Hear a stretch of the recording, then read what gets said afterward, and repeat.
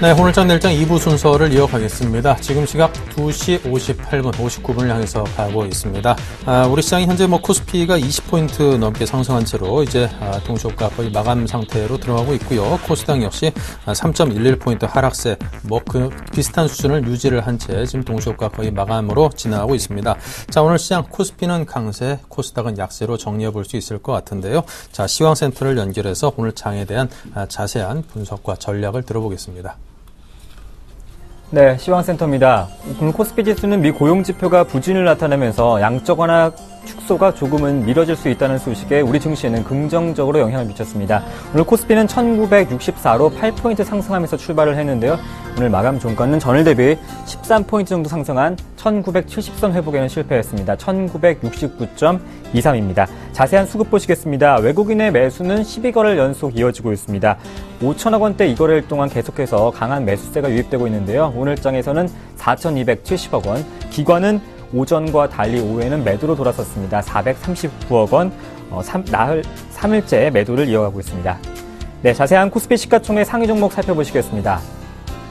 네, 삼성전자가 나흘 만에 약세로 돌아섰습니다. 오늘 장에서 0.22% 하락한 136만 6천 원입니다.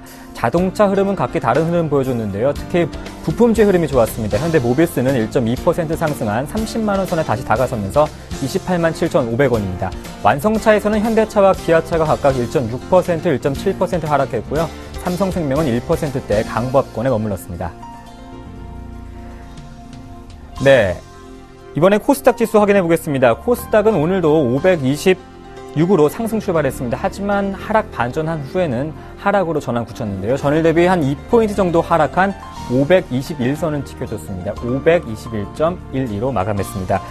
수급에서 받쳐주지 않았죠. 기관과 외국인의 매도가 나왔습니다. 오늘 기관은 570억 원 정도 매도를 했고요. 외국인은 160억 원 정도 쌍끌이 매도가 나오면서 개인만 사는 시장 보여주면서 오늘 코스닥은 520선에서 마감을 했습니다. 이번엔 코스닥 시가총액 상위 종목들을 살펴보시겠습니다. 네, 대장주 셀트리온만이 빨간불 켜면서 0.5% 강보합권에 머문 5만원 선이 조금 못 미친 49,000원에 마감했고요.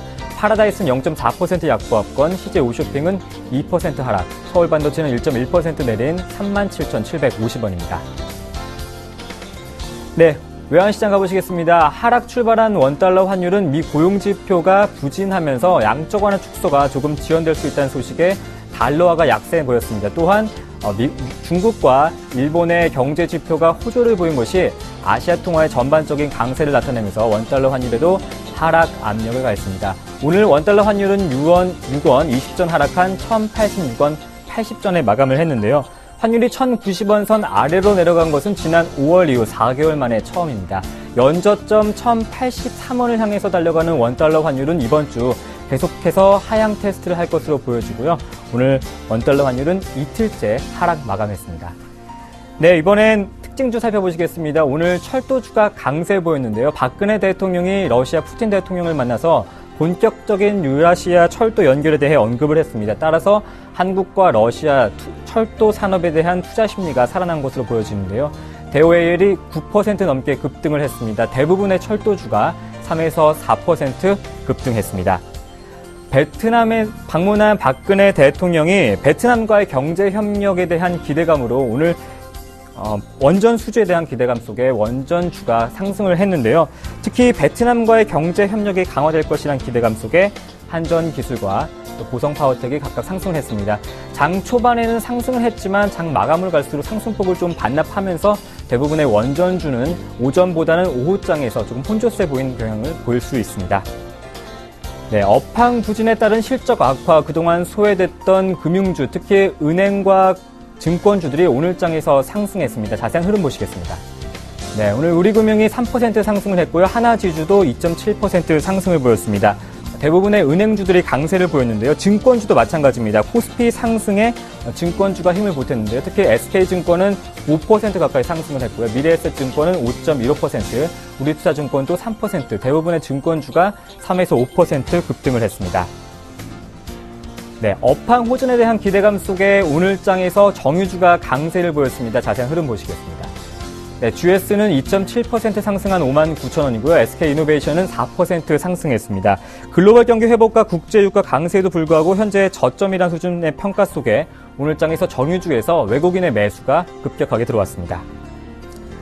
네, 오늘 건설주는 외국인과 기관의 매수 속에 오랜만에 반등을 했습니다. 자세한 흐름 보시겠습니다. 네, 금호산업이 오늘 장에서 상한가를 기록했는데요. 경영 정상화를 위해서 1,300억 원 규모의 유상증자 결정에 상한가 기록했습니다. 또한 건설주는 예상보다 양호한 해외 수주에 주목해야 된다는 리포트가 쏟아지면서 외국인과 기관의 매수가 들어왔습니다. 네, 이번엔 특징주 살펴보시겠습니다. SK하이닉스가 오늘 장에서 5% 가까이 급등을 하면서 3만 원 선에 바짝 다시 다가갔었습니다. 28,450원 종가 기록했는데요. 사흘 만에 반등이 들어왔고 외국인의 매수가 들어왔습니다. 화재가 났던 중국 공장이 다시 재가동한다는 소식에 오늘 장에서 상승했습니다. 네, 네이버도 오늘 장에서 급등을 했는데요. 6.4% 상승한 48만 6천 원입니다. 50만 원 선에 바짝 다가섰는데요. 모바일 메신저 라인의 성장에 대한 기대감 속에 오늘 장에서 급등을 했습니다. 네, 마지막 특징주입니다. 하이비전 시스템인데요. 무상증자 검토 소식에 오늘 장에서 상한가 기록했습니다. 이틀 연속 상한가 기록하면서 오늘 마감 종가는 31,600원입니다. 지금까지 시황센터였습니다.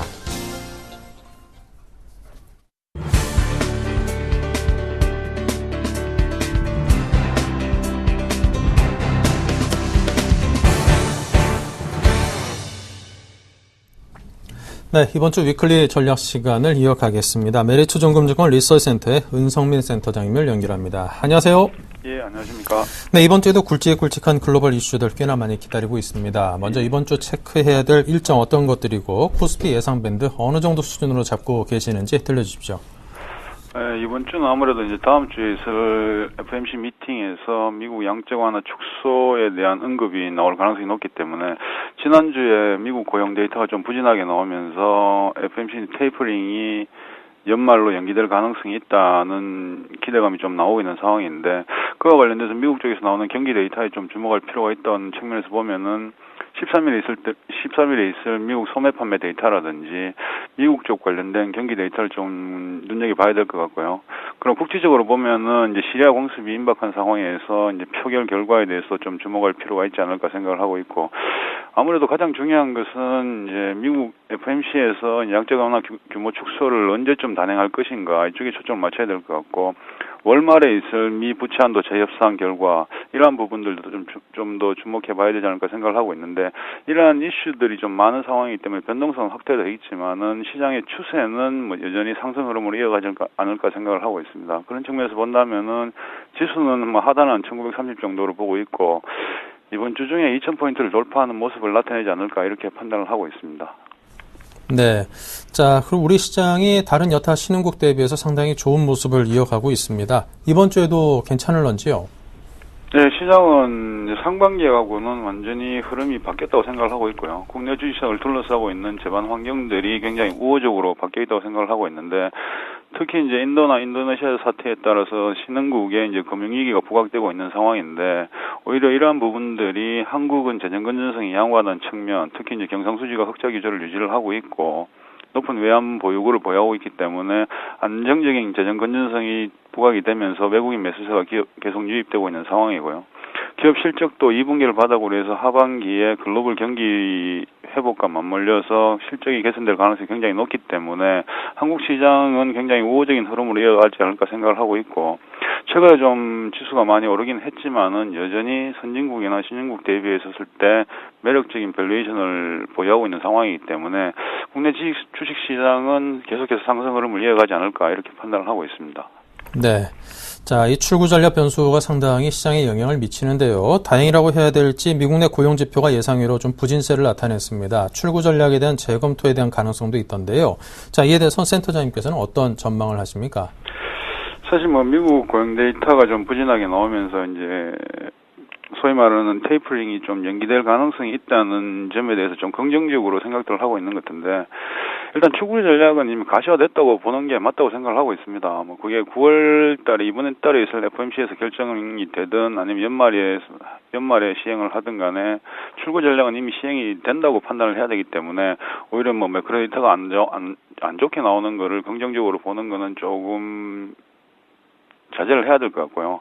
오히려 그것보다는 출구 전략은 이미 시행된다고 가정을 하고 출구 전략을 시행하는 이유가 경기 회복을 전제로 하고 있다는 측면에서 본다면은 오히려 테이퍼링을 시작하는 것 자체가 주식시장에 좀 긍정적으로 작용하지 않을까 생각을 하고 있기 때문에 그게 9월달이 됐든 연말이 됐든 이러한 시기적인 측면보다는 출구 전략 시행 자체가 글로벌 미국 경기의 경기 회복을 전제로 하고 있다는 측면에서 본다면은 오히려 이러한 부분들이 시행되면서 오히려 주가에 긍정적으로 작용하지 않을까 이렇게 판단을 하고 있습니다.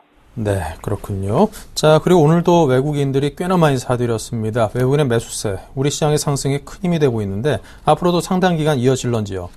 예, 이제 상반기를 되돌아보면은 우리나라는 그 벵가드 물량 청산으로 인해서 국내 글로벌 시장 중에서 유일하게 외국인 매도세가 굉장히 많았었던 측면에서 본다면은 하반기에는 오히려 이제 외국인이 매수 유입될 가능성이 굉장히 높습니다. 상대적으로 보면은 서두에 잠깐 말씀을 드렸지만은 신흥국 대비해서 봤을 때는 상대적으로 재정 건전성이 높다는 측면, 그리고 작년 하반기부터 시작했었을 때 국내 기업을 둘러싸고 있는 대외적인 환경이 별로 좋지 않았음에도 불구하고 국내 기업 실적들이 상당히 안정적인 그리고 양호한 모습을 보였기 때문에 기업 실적 측면에서도 굉장히 우호적인 모습이 부각이 되고 있는 상황이고, 이런 측면에서 본다면은 아직 뭐 최근에 주가가 많이 올랐지만은 여전히 선진국 대비해서는 50% 이상 디스카운트 받고 있는 상황이고요. 또 같은 급에 있는 신흥시장하고 비교해 봤을 때도 한국 시장이 여전히 한 20% 이상 정도는 밸류에이션 매력이 높은 상황이기 때문에 외국인 측면에서 본다면은 국내 주식시장이 여타 신흥국이나 선진국 대비해서는 굉장히 매력적인 수준이고, 또 환율 측면에서 본다 할지라도 지금 당분간이 원화 강세 기조로 이어갈 가능성이 높기 때문에 외국인 매수세는 앞으로도 계속해서 이어지지 않을까 이렇게 판단을 하고 있습니다. 네. 자, 그리고 시장 흐름을 보면 오늘도 그렇고 코스닥 대비 코스피의 강세가 무척이나 돋보입니다. 이런 흐름은 어느 정도로까지 지속이 될지 궁금합니다. 네, 일단 상반기에 이제 코스닥에서 굉장히 강한 모습이었다가 최근에 주춤하고 있는 모습인데, 코스닥 시장부터 먼저 말씀을 드리면은 코스닥 시장이 대부분 차지하고 있는 게 이제 IT 부품업체라든지 자동차 부품업체들, 대부분 이제 부품업체들이 많기 때문에 이익의 질적인 가시성이나 성장성 측면에서 본다면은 좀 더 퀄리티가 좀 떨어진다고 볼 수 있습니다. 국내 코스닥 기업에 상장된 기업들의 실적 측면에서 본다면은, 그런 측면에서 본다면은 코스닥 시장 지수 자체가 추세적으로 상승하기 굉장히 어렵다고 생각을 하고 있고요. 그리고 최근에 이제 시장의 흐름을 보면은 뭐 출구 전략 이슈도 많지만은 하반기에 글로벌 경기 회복에 초점을 많이 맞추고 있는 상황이고, 글로벌 경기가 회복되는 측면, 특히 이제 중국 경기가 회복되는 모습을 보이기 시작을 한다면은 결국은 경기 민감 업종들의 실적 개선 속도가 굉장히 빨라질 수 있고, 이러한 업종들의 밸류에이션 매력이 굉장히 높은 상황이기 때문에 당분간은 코스피 쪽에서 경기 민감주가 상대적으로 좀 부각되지 않을까. 코스닥은 조금 아직까지는 여전히 조금 밸류에이션 매력이 좀 떨어지는 상황이고, 기업들의 이익의 질적인 측면에서 본다면은 좀 상승하기에는 좀 어렵지 않을까 이렇게 판단을 하고 있습니다. 네, 알겠습니다. 자, 그리고 최근 경기 민감 업종의 강세도 지속되고 있는데요. 왜 이런 것인지 그 배경에 대한 설명과 전망을 함께 해주시죠. 네, 일단 이제 시장의 초점이 뭐 미국 FMC에서 테이퍼링 얘기도 있지만 이제는 글로벌 경기 회복에 초점을 좀 맞출 필요가 있다고 생각을 하고 있고요. 더군다나 최근 한 2년 동안 부진했던 유로존 경기가 조금씩 회복되는 모습을 보이고 있고, 또 중국 경기도 최근에 나오는 중국 데이터들이 이제 중국 경착륙 가능성은 굉장히 낮아진 상황이고, 하반기에는 경기가 회복될 가능성이 좀 부각되고 있는 상황입니다. 그런 측면에서 본다면은 경기 민감주들이 이제 이익이 개선될 가능성이 굉장히 높다 보고 있는데, 특히 조선 같은 업종을 보면은 유로존 경기가 조금씩 회복되면서 최근 3년 동안 업황이 굉장히 부진한 모습이었었는데 최근에 이제 업황이 조금 개선되는 모습을 보이고 있는 상황이고요. 이러한 업황이 개선이 되면서 이제 하반기 이후에 기업 실적들도 좀 개선될 가능성이 높고, 특히 이제 중국 경기가 하반기에 조금씩 개선될 가능성이 높기 때문에 철강이나 화학 같은 소재 업종의 수요 회복도 예상이 되는 상황이고, 이러한 유로존이나 중국 경기가 회복되는 상황에서 경기 민감주들 관련된 수요 회복 가능성이 굉장히 높기 때문에 이러한 업종들이 향후 이익 개선이라든지, 또 최근에 상반기까지 주가가 굉장히 많이 하락한 상황에서 밸류에이션 매력도 부각되고 있는 상황이고, 이런 측면에서 본다면은 당분간은 경기 민감주가 주도 업종으로서 상승 흐름을 이어가지 않을까 이렇게 판단을 하고 있습니다. 네. 자, 그렇다면 이번 주 주목해야 될 만한 업종은 어떤 것들이고 또 포트폴리오 운영 전략은 어떻게 세우셨습니까?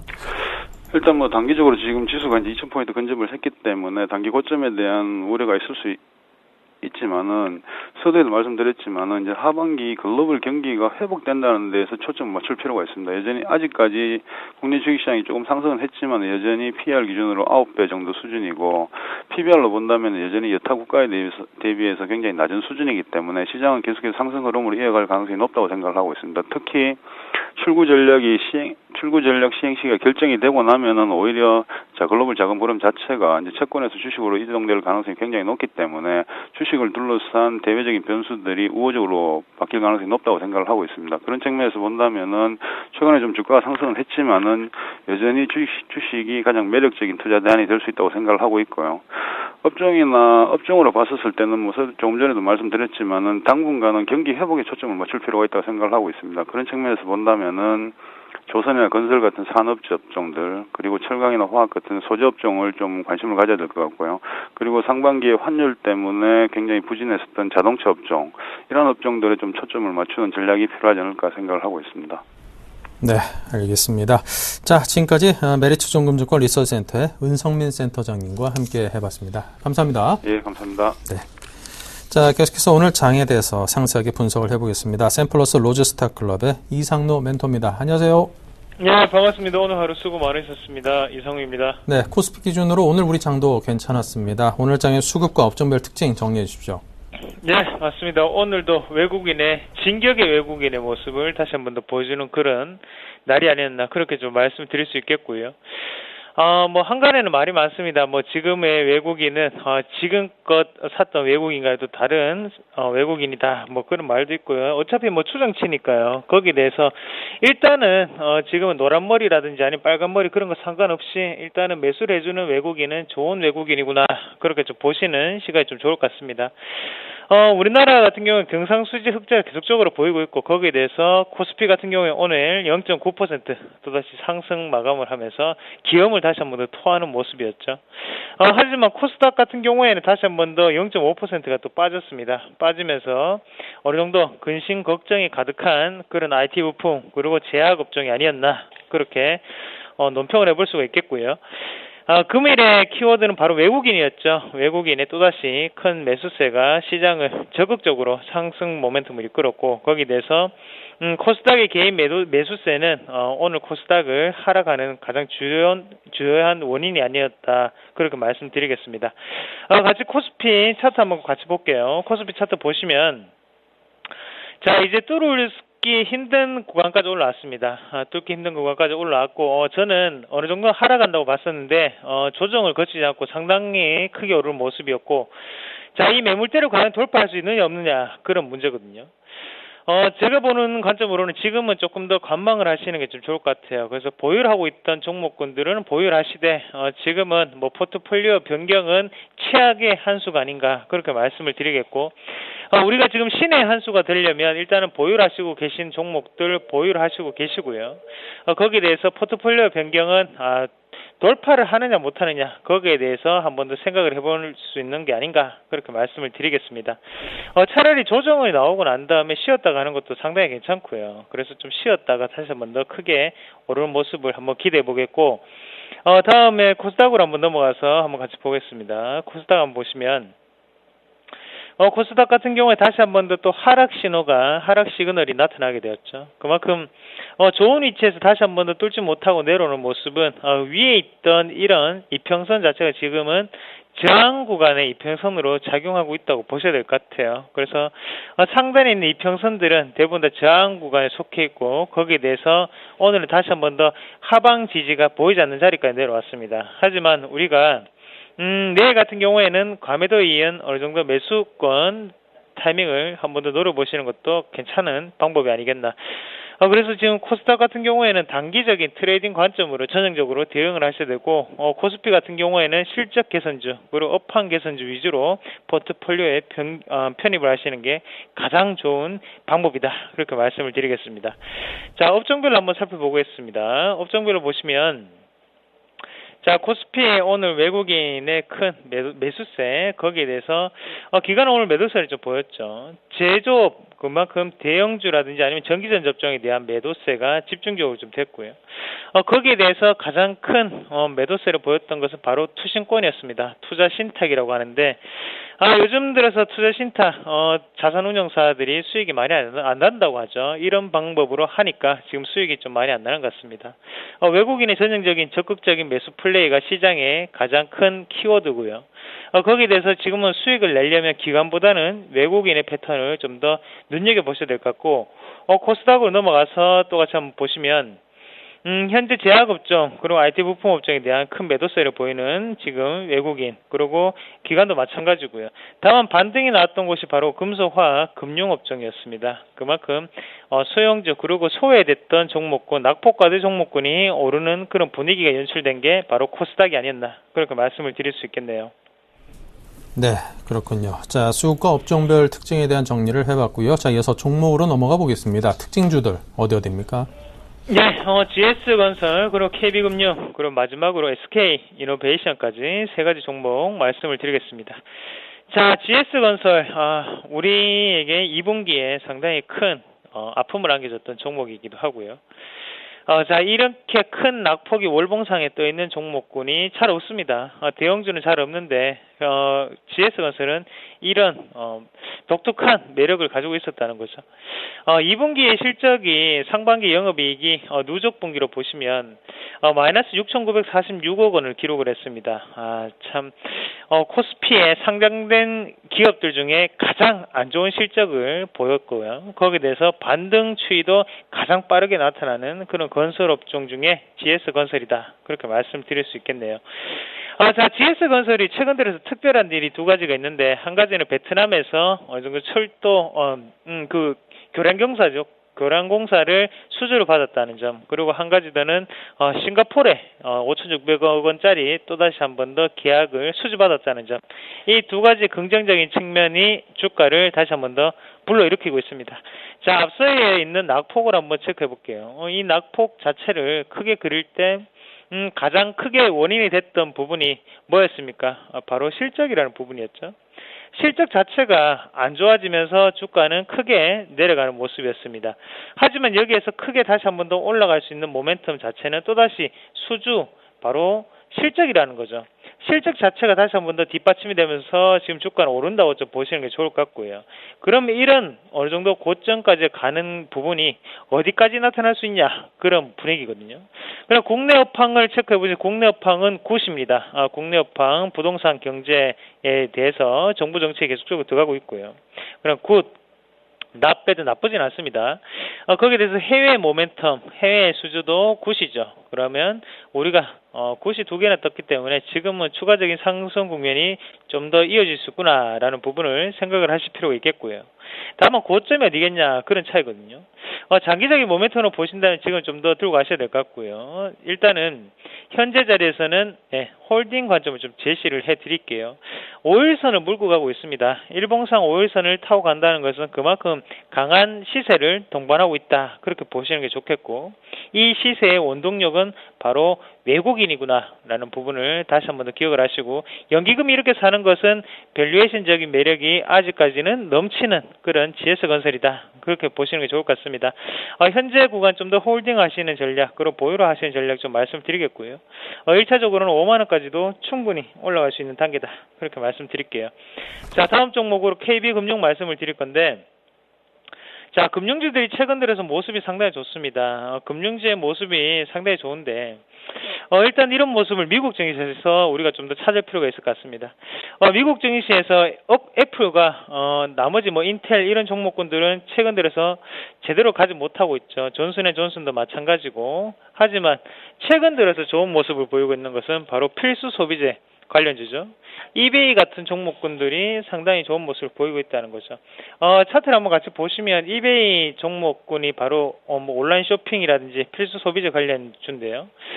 최근 들어서 반등 모멘텀이 조금 일어나고 있다는 게 바로 미국 증시의 가장 큰 모습이었고, 특징적인 모습이라면 이런 글로벌 분위기 자체가 유럽의 경기 회복과 미국의 필수 소비재 관련주들의 상승은 지금 우리나라의 금융주들이 다시 한 번 더 반등이 나타나는 그런 시점과 맞물려 있다, 그렇게 보시는 게 좋을 것 같습니다. 자, 박스권은 돌파하지 못했습니다. 아직까지 하단에서 상당히 지금 추가적인 상승 국면을 좀 더 노리는 그런 상태고요. 소비 심리 지수 회복이라든지 아니면 이런 모습 봤을 때 우리는 좀 더 기대감을 가질 수 있는 조건이라는 거죠. 하지만 KB금융 이런 종목군들은 위에 매물대가 상당히 두껍기 때문에 우리가 항상 돌파하는 것을 보고 좀 사시는 게 좋을 것 같아요. 그래서 장기적인 패턴으로 가져간다면 아직까지 바닥은 어딘지 모른다. 대신 우리가 중요하게 생각을 하셔야 되는 것은 상단의 37,500원, 37,000원 자리를 돌파를 했을 때는 또 다른 국면이 나타날 수 있다는 점을 눈여겨보실 필요가 있겠고, 이런 종목군 관종에 넣어놨다가 돌파하는 것을 보고 우리가 다시 한 번 더 체크를 해보시는 전략 말씀을 드리겠습니다. 자, 마지막으로 SK이노베이션 말씀드리겠는데요. 물려있는 시청자분들 상당히 많으실 겁니다. 오늘 좀 집중해서 들으시면 좀 좋을 것 같고, 왜 이렇게 오를까? 거기에 대해서는 전분기 대비 12.2달러의 가량의 높게 형성된 유가 수준을 들 수가 있겠죠. 최근 시리아 내전이라든지 이런 분위기로 불확실성이 계속적으로 대두가 되고 있는 상태입니다. 하지만 여기에서 중국이라든지 유럽에서는 경기 회복 모멘텀이 불고 있다는 거죠. 그러면 당연히 유가 자체가 지속적으로 공급이 돼야 되는데 거기에 대한 불확실성이 끼어있기 때문에 유가는 좀 더 상승 국면을 맞이할 수 있겠고요.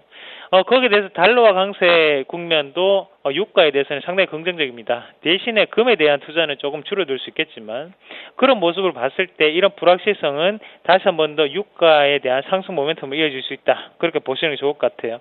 2분기에 유가가 상당히 하락권에 머물러 있었습니다. 그런 모습을 봤을 때 3분기에서는 조금만 유가가 오르더라도 정제 마진은 당연히 더 많이 남을 수밖에 없겠고요.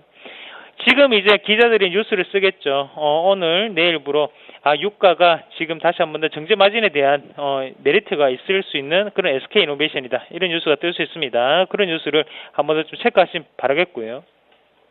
KB금융과 지금 SK이노베이션은 다릅니다. 지금 SK이노베이션 같은 경우에는 매수로 가담을 하셔도 충분히 이익을 낼 수 있는 단계다. 그렇게 말씀을 드릴게요. 3분기 어느 정도 유망한 종목이 있다면 그중 하나가 바로 SK이노베이션 같은 석유 관련 종목군이 아닌가 그렇게 말씀을 드리겠습니다. 오늘 하루 수고 많으셨습니다. 내일도 우리는 수익률 향상을 위해 최선을 다하도록 노력하겠습니다. 고맙습니다. 네, 잘 들었습니다. 지금까지 이상로 멘토와 함께했습니다. 감사합니다. 예, 고맙습니다.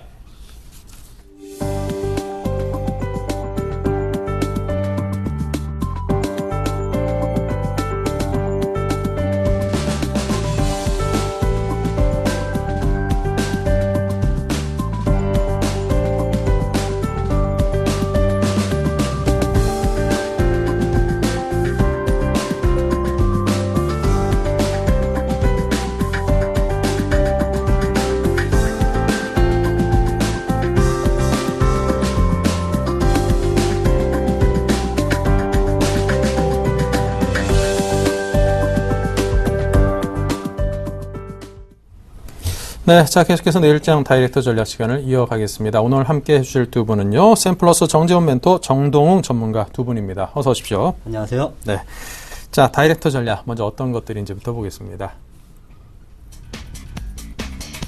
주식을 살까, 종목 선정법은 뭘 살까에 대해서 이야기 나눠보죠.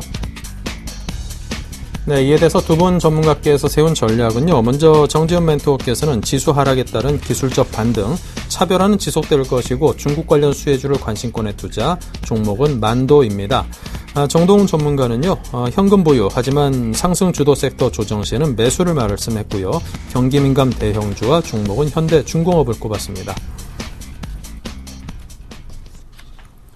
네, 먼저 정재훈 멘토의 주식을 살까에 대한 의견부터 하나하나 풀어보겠습니다. 예, 지수 하락에 따른 기술적 반등이다라는 코멘트를 좀 달았었는데요. 지금 보게 되면 상당히 좀 앞뒤가 안 맞는 그런 상황일 수도 있습니다. 다만 이제 기술적 반등이 좀 이어지고 있다라는 부분들은 좀 잠깐 차트를 좀 보시면서 좀 말씀을 좀 드리도록 하겠습니다. 고점권역을 형성한 이후에 지금 현재 하락 스테이트를 완연하게 좀 돌파를 해주지 못하고 있는 그런 상황들이기 때문에 일단 기술적 반등이 이어지고 있다라고 좀 보셔도 좋을 것 같습니다. 다만 최근에 시장의 흐름들이 상당히 외국인 쪽에서의 공격적인 매수세가 유입이 되는 그런 모습들이 보여지면서 상승이 좀 더 가파르게 좀 나타나고 있다라고 좀 보셔도 좋을 것 같은데요. 즉 지수 차별화가 전개 중이다라고 좀 보셔도 좋을 것 같습니다. 이러한 흐름들은 좀 앞으로도 좀 더 이어질 가망성이 좀 높다라고 좀 보셔도 좋을 것 같습니다. 왜냐하면 외국인 쪽에서는 시가총액 상위 종목군들 위주로 좀 매수를 해주고 있는 그런 모습들이 나타나고 있다라고 좀 보셔도 좋을 것 같습니다. 반면에 코스닥 시장 같은 경우는 지속적으로 좀 매도가 나와주고 있는 그런 모습들인데요. 일단 화면을 좀 보시게 된다면 종합주가지수, 일단 코스피 시정의 일단 시가총액 상위 종목군들을 보게 된다면 대부분 다 상승 마감을 해주는 그런 모습들이 나타나고 있습니다. 일단 빠진 종목군들 현대차라든가 삼성전자, 우선주 같은 경우라면 신고가를 낸 이후에 어느 정도 조정을 좀 보이고 있는 그런 상황이다라고 좀 보셔도 좋을 것 같은데요. 지금 현재 이들 종목군들이 작년 고점을 형성해주고 난 이후에 하락 추세대를 웬부분 다 돌파를 해놓고 난 이후에 자리를 좀 잡아가고 있다라고 좀 보셔도 좋을 것 같습니다.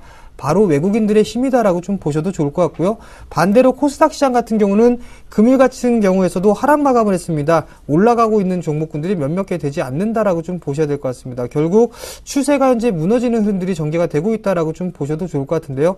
최근에 견조한 모습들이 나타났었던 서울 반도체라든가 파라다이스 이런 종목군들도 약한 모습들이 나타나고 있습니다. 이러한 모습들이 놓고 봤을 때는 차별화가 지속적으로 나타나고 있다라고 좀 보셔도 좋을 것 같습니다. 어느 정도 거래소 시장 같은 경우 목표치가 어느 정도 달성이 됐다라고 좀 보셔도 좋을 것 같습니다. 다만 이제 이 자리대에서는 추격 매수를 하기에는 상당히 좀 부담스러운 자리대다라고 좀 보셔도 좋을 것 같은데요. 다만 이제 보유하고 계신 분들 같은 경우라면 여기가 고점이다라고 해서 예단을 하고서 매도할 필요성은 없다라고 좀 말씀을 드리고 싶습니다. 현금을 좀 보유를 하고 계신 분들이라면 추격 매수라는 것보다는 조정이 분명히 들어올 것이다라는 얘기예요. 그러면 조정 시에는 매수 관점으로 보되 지금 현재 바로 매수를 하기에는 다소 좀 리스크가 좀 있다라고 좀 보셔도 좋을 것 같습니다. 여전히 매수를 해야 된다라고 한다면 조정 시에는 IT 쪽 섹터와 자동차, 조선 이쪽 종목군들이 상당히 좀 탄력적으로 움직이고 있는 그런 상황들이고요. 기술적으로 보더라도 현재 치고 나가고 있는 섹터에 있는 종목군들이다라고 좀 보셔도 좋을 것 같습니다. 기술적인 흐름 그리고 업황에 대한 개선, 일단 실적에 대한 기대감 이런 세 박자가 좀 맞아 떨어지고 있는 그런 상황들이기 때문에 이러한 종목군들 위주로 조정 시에는 좀 매수 관점으로 봐야 된다라고 좀 보셔도 좋을 것 같고요. 일단 개인적으로는 금일 이후에 순환매가 좀 전개가 되는 그런 모습들이 나타날 것으로 예상을 하고 있고요. 어느 정도 좀 조정은 이제 다가오지 않았느냐라고 좀 예상을 하고 있습니다. 그렇다면 코스닥 쪽이 많이 눌러 내려오는 그런 모습들이 나타났기 때문에 거래소 시장이 쉬어가는 흐름들, 즉 순환매가 나타나는 흐름들 속에서 코스닥 시장도 어느 정도 반등에 대한 모멘텀을 찾아 나갈 것이다라고 예상을 하고 있습니다. 네, 자 다음은 정동훈 전문가께서 현금 보유 등에 대한 의견을 주시는데요. 예, 저는 뭐 현금 보유 단지 이제 만약에 주도 섹터가 조정을 받을 시에는 저가 매수 들어가 보자 이렇게 요약을 해왔는데 현금 보유는 뭐 보유한 종목을 매도해서 현금을 만들자가 아니라 들고 있는 현금은 그냥 현금 그대로 유지해보자 이렇게 말씀을 드리는 겁니다. 최근 뭐 외국인에 대해서 이제 말을 안 할 수가 없을 것 같습니다. 지금 의견이 분분한 상태입니다. 지금 한국 시장에 들어오는 외국인 자금이 어떠한 자금이냐, 한 번이가 껴있지 않느냐, 선물 옵션 만기일 이후에 대형주 조정장이 오지 않겠냐 이런 의견이 되게 분분한 상태입니다. 그런데 제가 개인적으로 봤을 때는 외국인의 매수 강도는 약해질 수 있을지언정 외국인 매수는 꾸준히 지속될 것이다 이렇게 말씀을 드리고 싶습니다.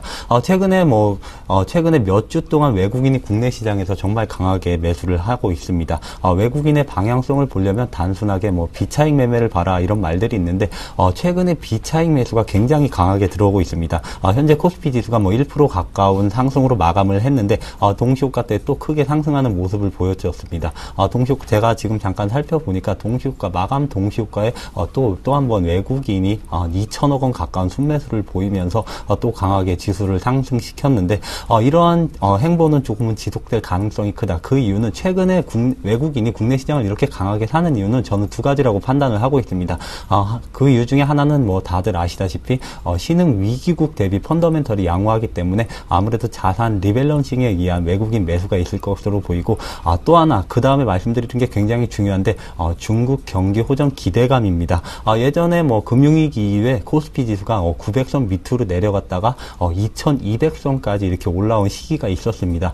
그런데 왜 그렇게 가파르게 올라왔느냐? 그 이면을 살펴보면 중국 경기가 그때는 굉장히 좋았습니다. 연간 뭐 GDP 성장률이 뭐 10% 가까운 성장률을 보이면서 국내 시장이 각광을 받으면서 외국인 매수에 의해서 2200선까지 올라온 경향이 있었는데, 최근에 이제 중국 경기가 굉장히 살아나고 있다는 말들이 굉장히 많이 나오고 있습니다. 뭐 오늘 발표되는 내일 발표되는 산업 동향 지수를 조금은 봐야 될 것으로 보이지만, 일단 중국 경기는 바닥을 찍었다. 중국 경기가 회복 기대감에 쌓이면서 아무래도 외국인이 국내 시장에서 강하게 코를 외치는 것이 아닌가 이렇게 판단이 되고 있습니다. 이렇게 예상하면서 제가 좀 아시는 분들한테 이제 얘기를 물어보니까 현재 들어오는 외국인 자금이 좀 장기성 자금이 많다 이렇게 답변을 하는 것을 봤을 때는 아무래도 외국인의 매수 기준은 조금 더 이어질 가능성이 크다. 저는 이렇게 판단을 하고 있습니다. 그렇지만 이면에 이제 현금 보유를 제가 말씀드린 이유는 아직까지 단기 악재는 다 끝나지 않았다 이렇게 말씀을 드리고 싶습니다. 시리아 사태가 언제 또 한 번 크게 부각되면서 지수가 하락할 가능성이 있기 때문에 그 마지막 이벤트, 마지막 악재는 좀 지켜보자 이렇게 말씀을 드리고 싶습니다. 만약에 시리아 사태가 악화되면서 국내나 글로벌 증시가 급락을 한다면 역시나 저가 매수가 좀 가능할 것으로 보이는데, 역시나 전차군단 빼놓고 이제는 경기 민감주, 유럽과 중국의 경기 민감주를 봐보자 이렇게 말씀을 드리고 싶습니다. 그 이유 중에 하나가 지난주 초반까지만 하더라도 외국인의 편식이 심했다 이렇게 말들이 많이 나오고 있는데, 어떤 편식을 했느냐? 삼성전자, 현대기아차 일부 전차군단 대형주만 담았었습니다. 그런데 지난주 말부터 해서 이번 주가 시작됐는데 아무래도 이런 외국인의 편식이 조금 완화되면서 국내 경기 민감주를 대거 사들이고 있습니다.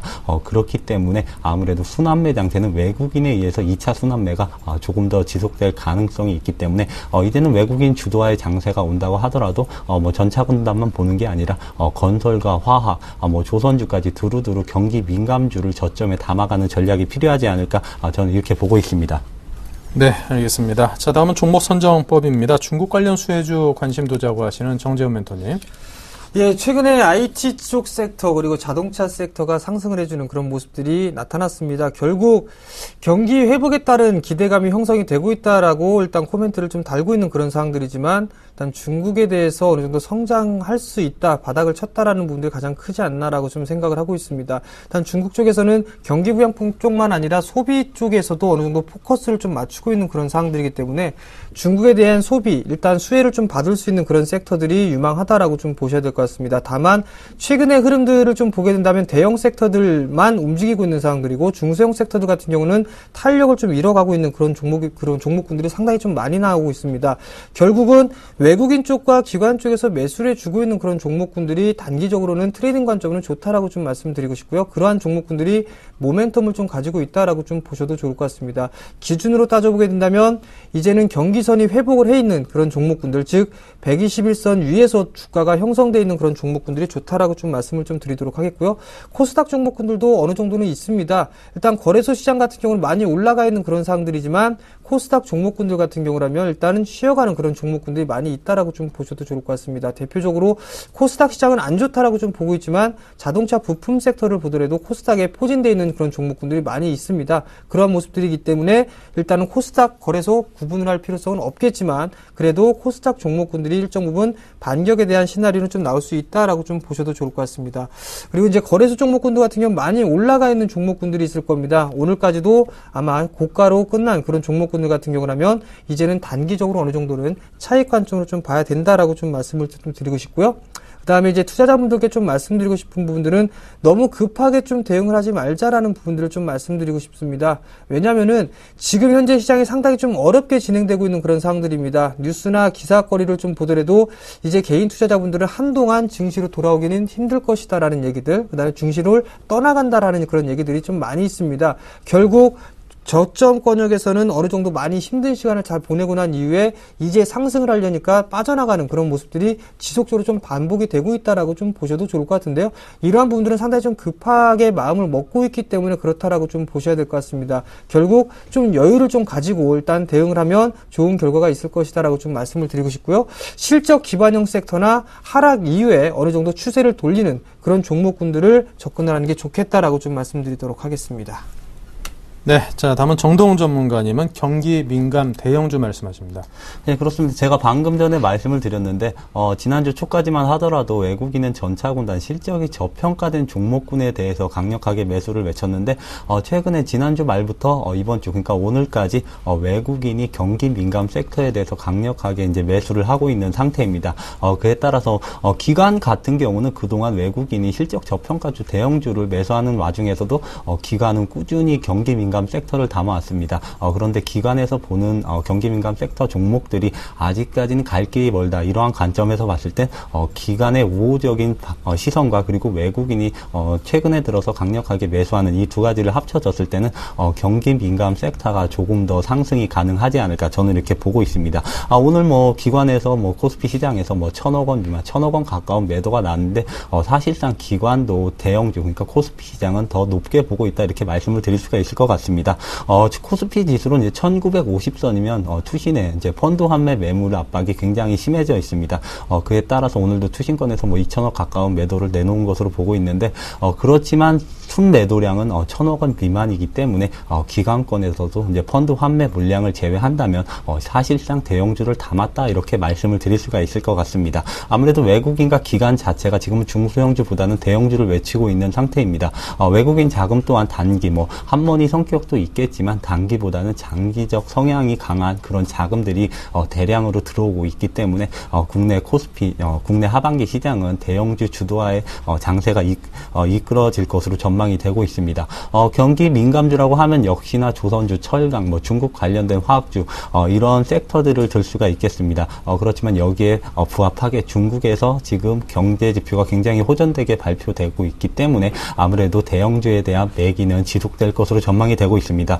제가 몇 주 전인가 지난달에 한번 말씀을 드렸었는데 중소형주는 최악의 경우 올해 안에는 매기가 들어오지 않을 것이다 이런 말씀을 드렸었는데 아무래도 그게 좀 시현되려는 그런 방향성을 보여주고 있습니다.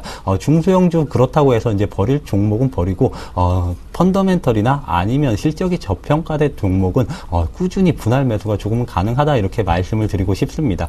실적이 저평가된 종목은 지금 와신 상담 그런 기간이 아닌가 저는 이렇게 판단을 하고 있습니다. 작년 말이나 올해 상반기에 중소형주 개별주 장세가 왔을 때 대형주는 모두 버려야 한다 이러한 말들이 나왔을 때는 개인 투자자들이 굉장히 큰 승리를 누렸지만 역시나 코스닥에 집중을 하고 있는 개인 투자자는 최근에 대형주 장세에서는 재미가 없었다 이렇게 설명을 드릴 수가 있을 것 같은데 그렇지만 내년 최악의 경우 내년 상반기에나 중소형주에 대한 매기가 올 것으로 전망이 되지만 대형주가 6개월 동안 20, 30% 50% 올랐다. 그렇지만 중소형주는 한 달 만에 100% 이상 오르는 종목도 굉장히 많기 때문에 지금 중소형주를 가지고 계신 분들은 내가 정말 테마주나 잡주 이런 종목이 아닌 이상은 저평가된 그리고 펀더멘털이 좋은 종목을 가지고 계신 분들은 꾸준히 분할 매수권이다 이렇게 정리해 드리겠습니다. 네, 알겠습니다. 자, 이제 종목 얘기해 보도록 하죠. 정재현 멘토님이 갖고 오신 만도 어디가 좋을까요? 예, 만도는 지금 여러 가지 방송을 통해서 몇 번을 좀 말씀을 드렸는데요. 편입이 단 한 번도 된 적이 없습니다. 너무 좀 저가에 좀 담아보려고 했다가 일단 매수가를 너무 낮게 좀 포진을 하지 않았나라는 생각이 듭니다. 일단 만도 같은 경우는 중국 경기 회복에 좀 수혜주다라고 좀 보셔도 좋을 것 같습니다. 다 아시다시피 자동차 부품 섹터인데요. 일단 중국 경기 회복에 대한 수혜주로 좀 볼 수가 있습니다. 우선적으로 현대기아차가 증설을 좀 하고 있는 그런 상황들입니다. 여기서 고스란히 만도에 대한 부품을 좀 활용을 하고 있기 때문에 어느 정도 일정 부분은 수혜를 좀 받을 수 있다라고 좀 보셔도 좋을 것 같습니다. 다만 여기서 추가적으로 좀 봐야 될 부분들은 고객사가 점차적으로 좀 다변화가 되고 있다라고 좀 생각을 하셔야 됩니다. 일단 현대기아차만 좀 납품을 하고 있는 게 아니라 중국 자동차 쪽 그리고 폭스바겐이나 이런 쪽 해외에 대한 이 자동차 완성차 쪽에서도 어느 정도 부품을 좀 공급을 해주고 있는 그런 상황들입니다. 그렇기 때문에 어느 정도 좀 장기적인 포지션으로 봤을 때는 수혜가 상당 부분 있을 것이다라고 좀 보셔도 좋을 것 같습니다. 또한 최근에 이슈가 되고 있는 부분들입니다. 연기금에 대한 10% 룰이 일정 부분 좀 해제가 되면서 추가 매수 유입이 좀 가능하다라는 부분들을 좀 말씀을 드리고 싶은데요. 최근에 나왔던 부분들이 연기금 쪽에서 10%가 넘어가는 그런 얘기가 나오니까 이제는 지분을 매각할 것이다라는 그런 얘기들이 좀 나오고 있는 상황들입니다. 일단 귀에 걸면 귀걸이고 코에 걸면 코걸이다라고 좀 생각을 하셔야 될 것 같은데요. 과연 이게 지분이 일정적으로 나올 것이냐, 지분 블록으로 좀 매각이 나올 것이냐, 이 부분들은 차후에 일단 나와야 될 부분들이고요. 지금 현재 추세상으로 봤을 때는 상당히 견조한 모습들이 나타나고 있고 실적 그리고 성장에 대한 기대감 부분들을 따져보게 된다면 추가적으로 성장을 할 수 있다라고 좀 보셔도 좋을 것 같습니다. 차트를 잠깐 보시면서 좀 말씀을 좀 드리도록 하겠는데요. 과거에 2011년도의 흐름들을 좀 보시게 된다면 대량 거래가 터진 부분들이 한 번 있을 겁니다. 이 부분들이 바로 KCC에서 일단 지분을 매도를 했기 때문에 일단 대량의 매각이 좀 진행이 됐었는데요. 이 물량을 기관 그리고 외국인들이 고스란히 받아간 그런 모습들입니다. 그 이후에 주가가 상당 부분 좀 밀려 내려오는 모습들이 나타나면서 일단 추가 매수할 부분들은 추가 매수를 했고 로스컷이 나갈 부분들은 로스컷이 나갔다라고 좀 보셔야 될 것 같습니다. 그렇지만 지금 제가 판단하기에는 기관 쪽에서는 일정 부분을 보유를 하고 있다라고 좀 보셔도 좋을 것 같습니다. 여전히 평균 단가적으로만 따져보게 된다면은 추가적인 상승 시도는 좀 남아있다라고 좀 보셔야 될 것 같습니다. 만약에 연기금 쪽에서 지분을 매각한다라는 얘기가 나오더라도 15만원 정도는 상승을 해줘야 일단은 지분 매각이라는 얘기가 다시 한번 나오지 않겠느냐라고 좀 조심스럽게 예측을 해볼 수가 있을 것 같고요. 그 자리대가 평균 단가다라고 좀 보셔야 될 것 같습니다. 수급적인 흐름들을 보시게 된다면은 지금 현재 외국인 쪽과 기관 쪽 매수와 매도를 좀 반복을 해주고 있는 그런 모습들이 나타나고 있지만 매도는 좀 약하게 나타나주고 있는 모습들이고요. 매수에 대한 강도는 강하게 나타나고 있다라고 좀 보셔도 좋을 것 같습니다. 네. 가격적인 전략을 좀 말씀드리도록 하겠습니다. 12만 9천 원에 형성이 됐는데요. 일단은 12만 원부터 12만 7천 원까지 매수 포인트로 잡아드리도록 하겠고요. 목표가는 15만 5천 원, 손절가는 11만 원 제시해드리도록 하겠습니다. 네, 다음 정동 전문가는 현대중공업의 재추천입니다. 당연히 AS와 함께 추천 사유를 함께 듣겠습니다. 현대중공업 같은 경우는 이제 편입된 지 하루밖에 되지 않았기 때문에 재추천을 하도록 하겠습니다. 현대중공업 같은 경우는 역시나 이제 아무래도 조선 업황 회복 기대감이 크게 작용하는 것으로 판단이 되고 있습니다. 치킨 게임이 마무리된 상태에서 2008년 금융위기 이후 굉장히 조선사들이 굉장히 많이 도산을 했습니다. 유럽 같은 경우는 뭐 70, 80%가 도산을 했고 국내 같은 경우도 뭐 현대중공업, 대우조선해양, 뭐 삼성중공업까지 대형 조선사들은 남아 있지만 사실상 중소형 조선사는 절반 이상이 도산했다 이렇게 봐도 무방할 것으로 전망이 되고 있습니다. 이렇게 치킨 게임이 마무리된 상태에서 유럽 경기가 호전되고 있다.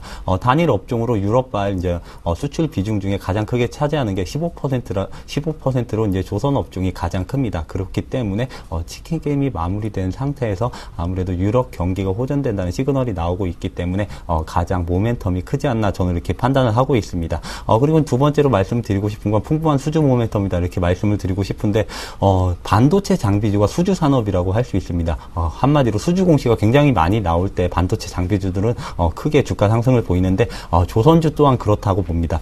그런데 현대중공업, 뭐 대우조선해양 이런 국내 조선사들을 보면 올해 예상한 목표한 수주 목표량의 80% 이상을 대부분 달성한 상태입니다.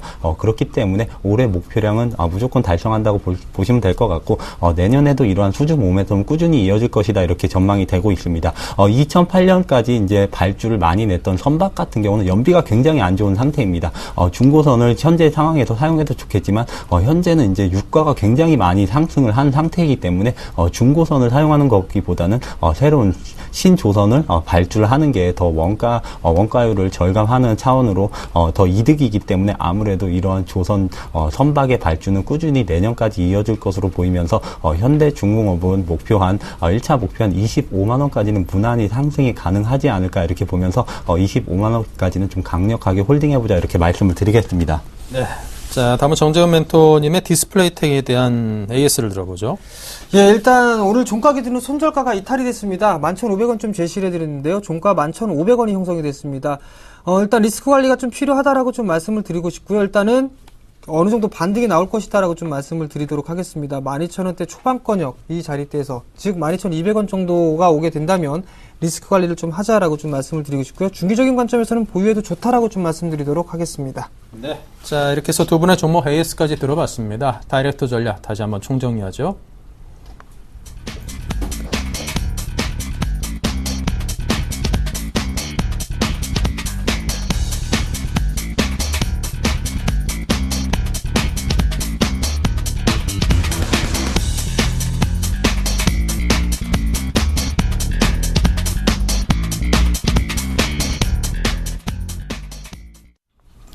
네, 자, 지금까지 정재원 멘토 그리고 정동 전문가 두 분과 함께 다이렉트 전략을 들어봤습니다. 오늘 말씀 감사합니다. 네, 감사합니다. 네. 자, 월요일 오늘도 역시 코스피의 강세는 지속됐습니다. 이번 주 내내 쭉쭉 뻗어나가길 기대하면서 인사드리죠. 내일 뵙겠습니다.